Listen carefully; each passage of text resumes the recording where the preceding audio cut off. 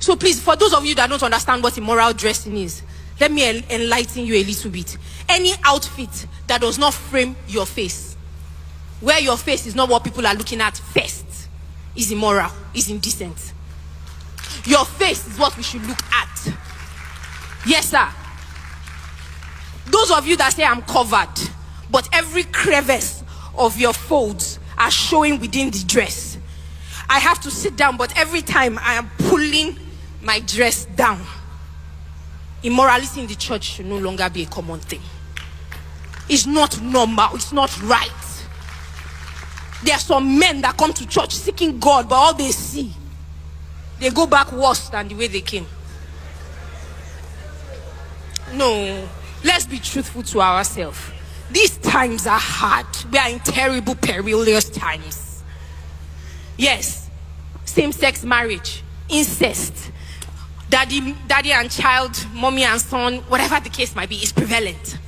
People don't talk about it, but it's there. Look at the movies, look at the music, look at the entertainment. Just put on your phone. You are bombarded with what you don't even want to see. You did not start off opening the phone to see anything like that, but you just go into a pigeonhole. You keep scrolling, and it's rubbish that you see. Immoral world. We are in times where people are becoming more and more godless. There is no more God in anybody's heart these days. Even the body of Christ. Do you know that the politics in church is greater than the politics in Tinubu's Aso Rock? Huh? The politics in church, the sycophancy in church. You don't want someone to grow. You too, you push everybody down. Manipulation, gossip, backbiting. We are all here. We are all here. We are here. We know ourselves. The politicking in the church. You will put this one down, manipulate this one, to do this one, to be known as pastor, to be known as deacon, to be known as leader. We will push everybody's head to everybody's head. And then cause confusion in the church. And God cannot be glorified. And we're asking, where is the church in Nigeria? Where is the church? Where are we? Where are we? Even within the church, there is no order. There is no order in the church. So how can we put up a united front as the body of Christ? There's no fear in the church anymore. People don't fear God. There is a mighty man of God that was a mighty worshiper. He said he loved God, but he was involved in so much immorality. And when they asked him what happened, he said, I lost the fear of God. Anytime he took the mic, power. But God just honored his position. And when he caught up with him and they asked him, he said, I lost the fear of God. Because we see him as the lamb. You don't see him as the lion. The one who will fight vengeance. We don't see him as that. He's only the one that will solve your problems. But he's not the God of retribution and judgment. We cannot pick the side we like. Cannot pick the side of Jesus that you choose. He is one and the same.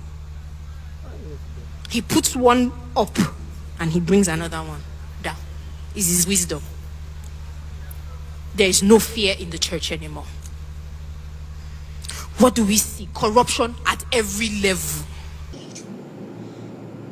Okay, so she's talking about immorality in the church and in the country generally. And yet Nigeria has the biggest churches in the world. And I wonder, what do we preach in these churches? What do we preach in the church that once a message like this is preached, the video goes viral? You see, we have replaced the gospel of Christ with motivational speeches, financial and career lectures. So we've totally killed the fear of God in the minds of people. Recognitions in church is now based on how much you've donated and not by how righteous you are. We have increased number of churches, increased attendance in churches, increased prayer channels, increased spiritual activities in churches. Yet the level of immorality in the church increases, the level of immorality in the world increases. So you wonder what is going on in the church. Why can't the church influence the life of its members? You see, and nowadays the ministers of the church are even more immoral, doing terrible things that even the lay faithfuls cannot imagine doing. So it's only God that can help us.